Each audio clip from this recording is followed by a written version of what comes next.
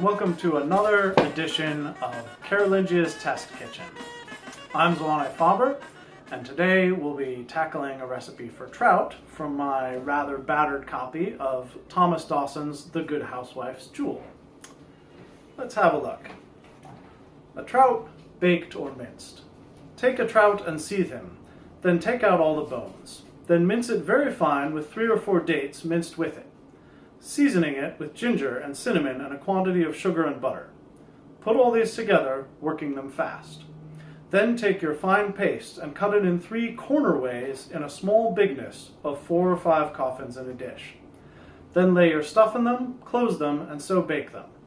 And in the serving of them, baste the covers with a little butter, and then cast a little blanch powder on them, and so serve it forth.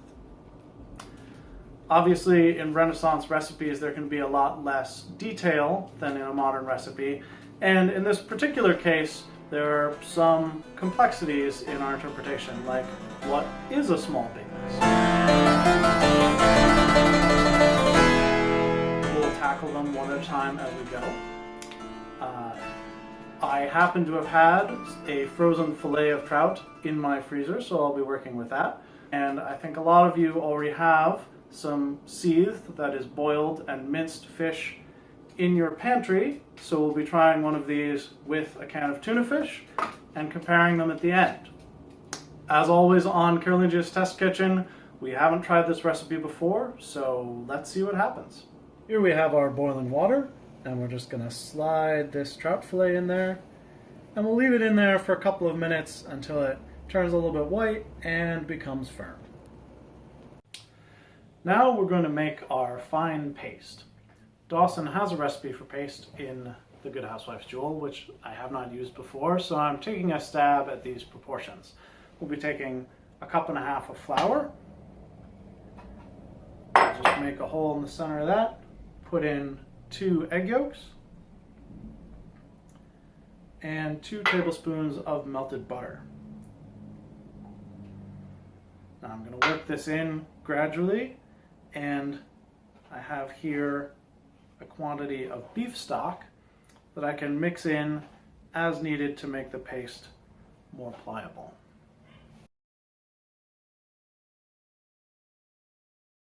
Dawson does have you make it only optionally with the inclusion of stock, but I think if you were going to make it without stock, you need a lot more eggs and butter, and we like it with a little stock in our house, so we'll be trying it this way. You can just work this with your hands. You could use a heavy spoon and a bowl or other implement, but I like to work with my hands. See, it's starting to come together. I'll probably add just a little bit more liquid as I work this. And you see it's really starting to come together into a proper dough. So once I get this together, our next step is going to be to roll it out. So Dawson is not super clear in how to do this, but when he tells us to cut the paste in 3 corner ways in a small bigness,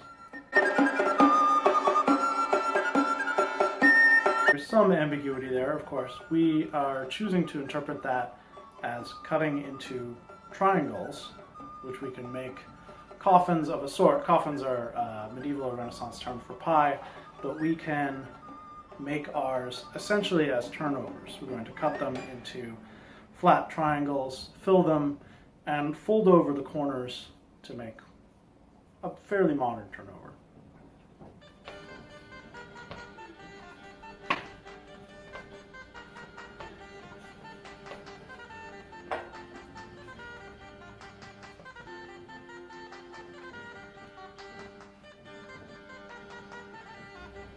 Again, we don't know precisely how thin we are to roll this out, but I'm going to aim for maybe 1/8 to 1/4 of an inch, something relatively thin but still sturdy enough for us to fold some trout or tuna fish into it and bake.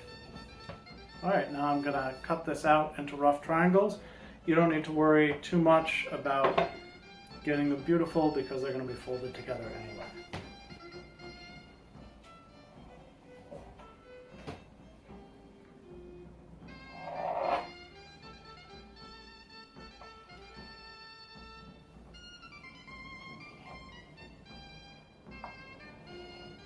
Alright, and there we have it. Now that our trout has seethed and cooled a bit, we're just going to remove the skin and mince it up.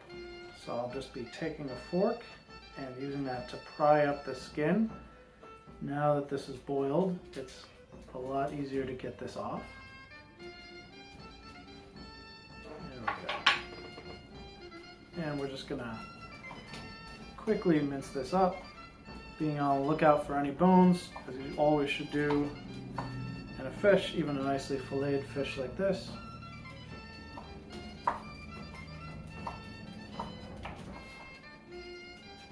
So we have our trout. Now we're going to mix our two fillings. So first we have our pound approximately of trout. We're going to mix into that 4 dates minced up. And then a tablespoon of butter, half a teaspoon of sugar and ginger, and a 1/4 teaspoon of salt and cinnamon. And Dawson tells us to work it fast, which we believe in this case to mean just to be well mixed. There we go for the trout. And for the tuna, we have a drained 5-ounce can of tuna. We'll be adding about 1 ounce of raisins, which again I've substituted as something very likely to be in your pantry.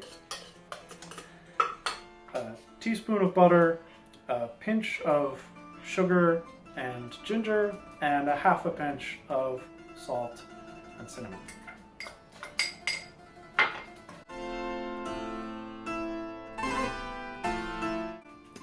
Now we're gonna fill our coffins. So we have here a 3-corner wise small bigness, and we'll just put a little bit of our trout mixture in the center here.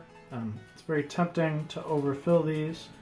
I'm very prone to that, certainly, but there is definitely a possibility it won't close up nicely if you do that. So we'll see whether I manage to refrain enough this time. So I'm going to use a little more of this beef broth just to wet the edges of this so that we can close them up. And then I'm going to lift up the 3 corners and pinch along the seams to seal them.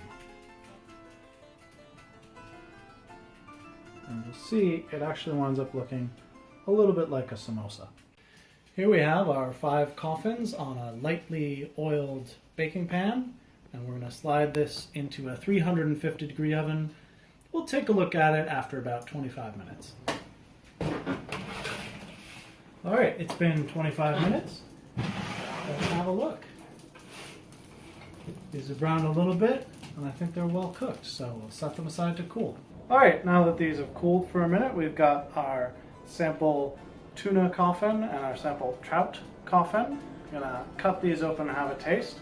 And today in the kitchen we have a guest taster with us. This is Cassandra Iantide, Seneschal of Carolingia, and she'll be helping me judge how these came out. Still pretty steamy in there.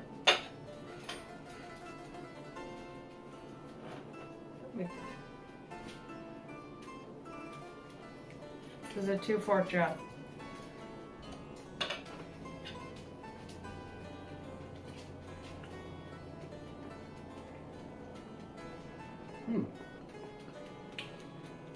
Like a lot of medieval recipes, this mixes sweet and savory flavors in a way that we don't do very much modernly. There are some non-Western cuisines that do, but this is it's unusual, but I actually enjoy that. I also tasted the filling before it was cooked, and the spices were much stronger, and I think they have mellowed. Yeah, it is a little blender, so I guess the lesson there is you could go stronger on the spices. But let's, that was the tuna, let's cut open the trout and give that a try.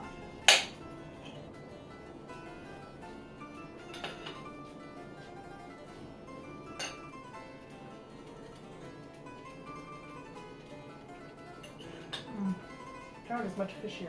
Mm-hmm. I like the way the spice is mellowed in that though. I feel like the trout has a little more cinnamon taste. Yeah, I agree. I do think that in both cases you could have a little bit more of the spice, but I agree that cinnamon and the trout work better together. Still, I'd say if you want to try this at home with what's in your pantry, the tuna fish and raisins actually still makes a pretty representative version of this dish. It's not exactly the same, but it has a lot of the same flavors going on, and I think that's a fun thing to try. So until next time, keep cooking.